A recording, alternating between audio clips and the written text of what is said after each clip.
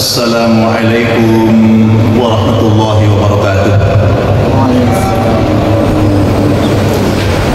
Innal hamdalillah nahmaduhu wa nasta'inuhu wa nastaghfiruh wa na'udzu billahi min shururi anfusina wa min sayyiati a'malina.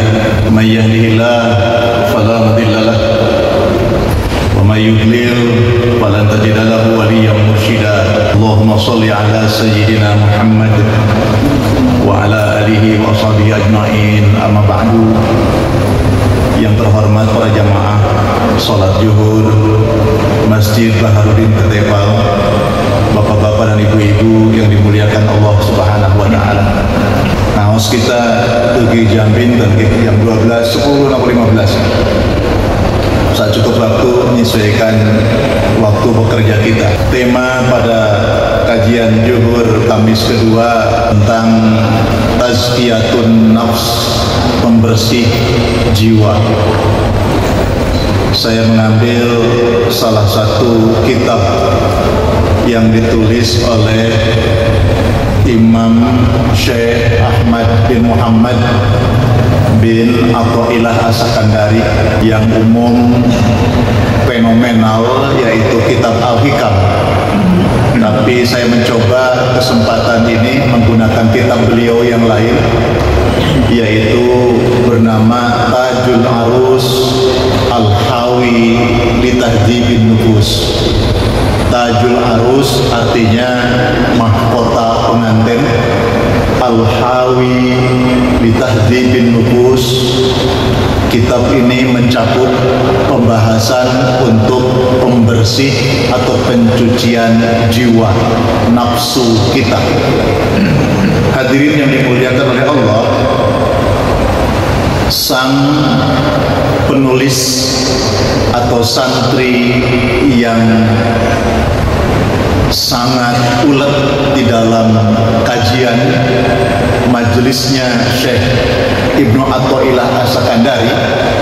Jadi ibaratnya kalau ngaji seperti ini ada di antara jamaah yang menjadi notulis, notulen. Jadi apa isi kajian yang disampaikan oleh sang guru ditulis persis apa yang beliau lakukan dalam kajian tersebut. Tetapi di sini tidak diketahui siapa santri yang menuliskan itu. Beliau mengatakan bahwa Syekh Ibnu Athaillah As-Sakandari itu adalah seorang guru besar, Syekh Imam, bahkan dikenal dengan Tajuddin, yaitu mahkota agama, wa tarjumanil arifin.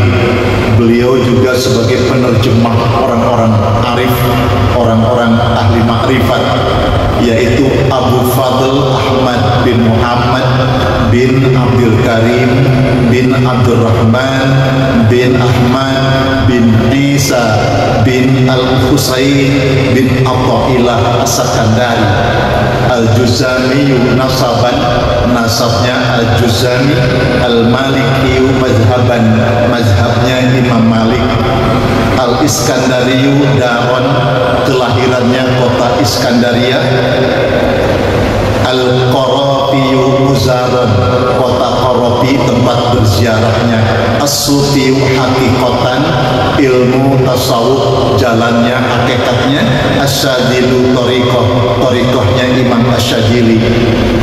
Jadi ada torikoh di Indonesia itu torikoh Naqsabandiyah, Qadiriyah Naqsabandiyah, ada juga torikoh Asyadiliyah. Syekh Ibnu Athaillah As-Sakandari itu punya guru namanya Syekh Imam Asyadili yang mengajarkan tentang torikoh Asyadiliyah dari gurunya sampai gurunya, yaitu Syekh Abbas Al-Mursi. Jamaah yang dimuliakan Allah Subhanahu wa taala, kemudian diterangkan di sini siapa Syekh Ibnu Athaillah As-Sakandari itu ajubatun zaman, yang begitu sangat kesohor pada zamannya, wa nukhbatu asrihi wa awanihi, dan beliau juga termasuk orang yang sangat pilihan pada masa dan eranya. Jadi kalau kira-kira sekarang mau ada pilkada, tidak perlu beliau itu mengusulkan diri, tidak perlu beliau berkampanye kira-kira. Semua tahu siapa orang terbaik, orang terhebat, yaitu Syekh Ibnu Athaillah As-Sakandari.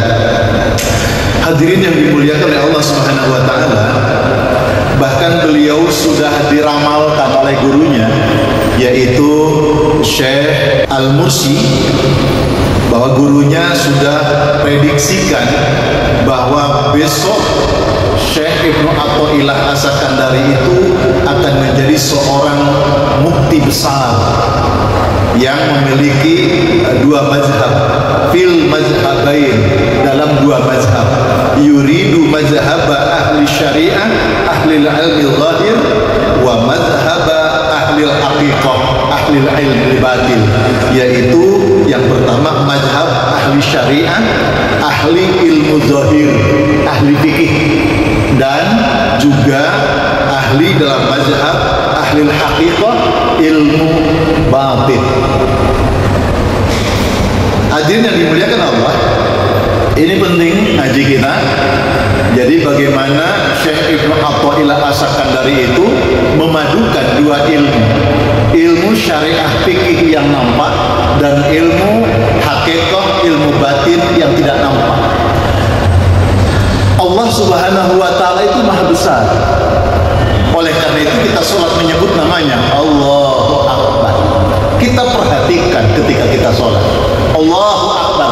Lisan kita secara ilmu zahiriyah, ilmu syariah mengucapkan Allahu Akbar, Allah maha besar. Tapi hakikat batin kita, apa yang terlintas dalam batin kita ketika kita menyebutkan Allahu Akbar, dalam batin kita apakah betul menyatakan Allah maha besar atau yang lain? Allahu Akbar, yang keingat Allah yang maha besar, alhamdulillah. Tapi kan yang banyak yang keingat, oh ada Liga Italia, Liga Jerman, Liga macam-macam. Atau yang dipikir pekerjaannya belum selesai apa. Kenapa kok yang maha besar pekerjaannya itu? Kenapa yang maha besar kok selain Allah? Padahal kita menyebutnya Allahu Akbar, Allah maha besar. Jemaah hadirin yang dimuliakan oleh Allah, untuk melihat kebesaran Allah, kalau kita googling di Google itu, tulis saja bumi, maka nanti akan muncul itu di mana letak bumi kita ini. Maka akan muncul pertama mungkin wajah seorang wanita atau wajah seorang laki-laki.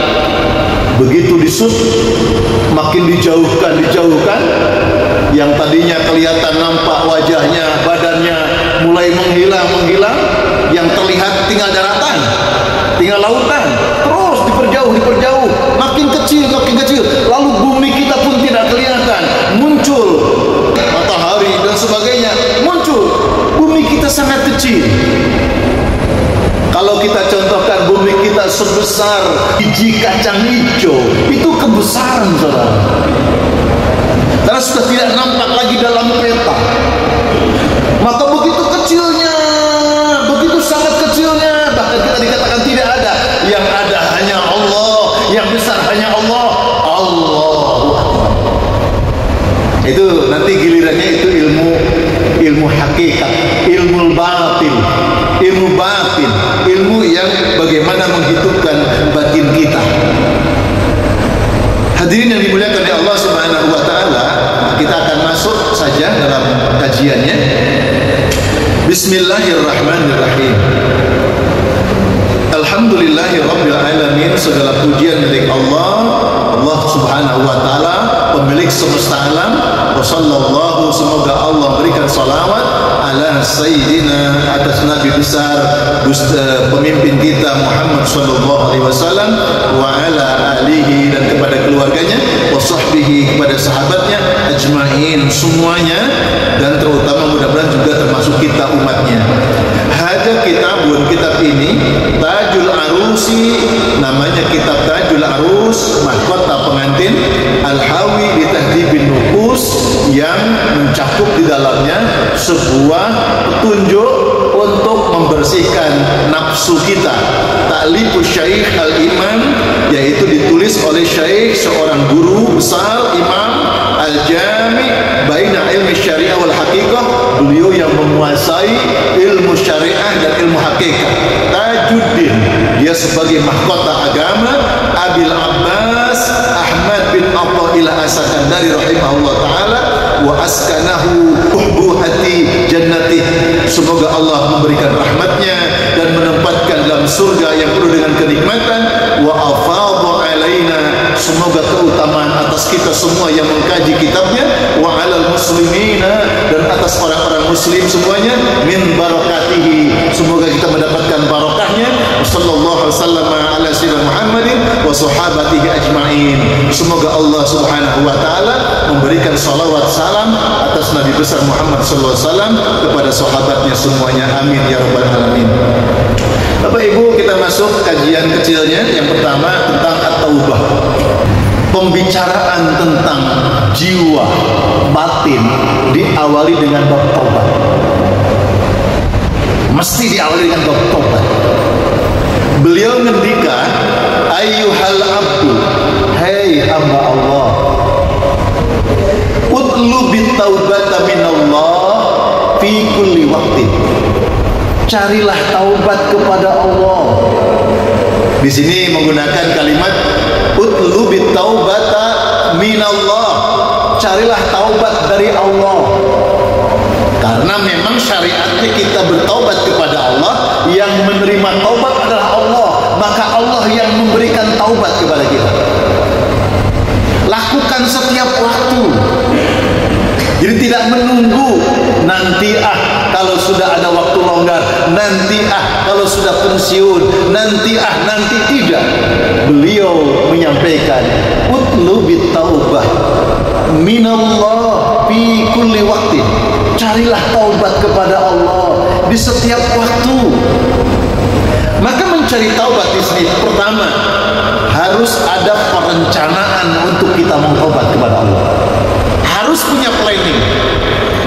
Jangan saat ketemunya kita mau taubat. Rencanakan, saya setiap pagi harus taubat, saya setiap waktu harus taubat, saya setiap kapanpun harus taubat kepada Allah.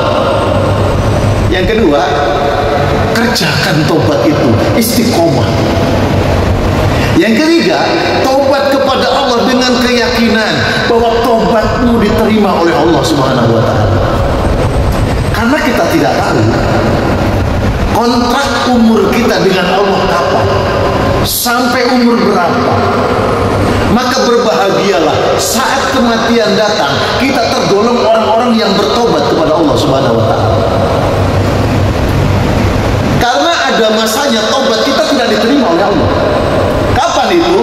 Malam yugharghir, ketika nafas sudah berada di tenggorokan.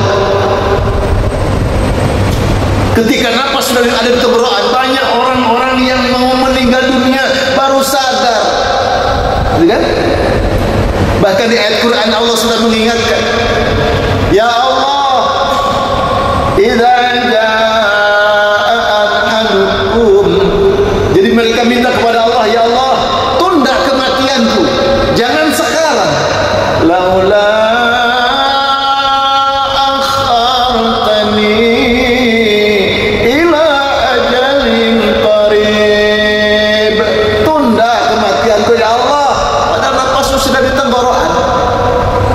Fa'al saddaqa wa akum minas salihin. Kami mau sadar, mau sedekah, kami mau amal soleh, kami mau taubat, tidak diterima oleh Allah. Ketika dia sadar untuk taubat saat nafas sudah berada di tenggorokan, malam yugharghir, tidak diterima oleh Allah Subhanahu wa ta'ala. Fa inna Allah ta'ala qad nadabaka ilaiha, sungguh Allah Subhanahu wa ta'ala telah menganjurkanmu untuk bertaubat kepada Allah.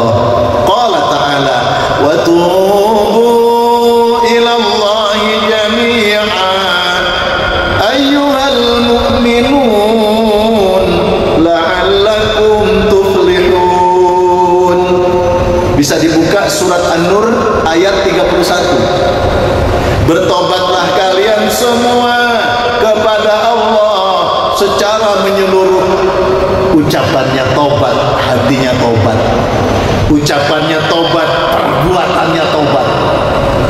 Maka tobat itu adalah meninggalkan perbuatan-perbuatan maksiat dosa yang pernah dikerjakannya dengan rasa sesal kepada Allah Subhanahu wa taala, berniat untuk tidak mengulangi lagi, lalu diisi dengan amal saleh.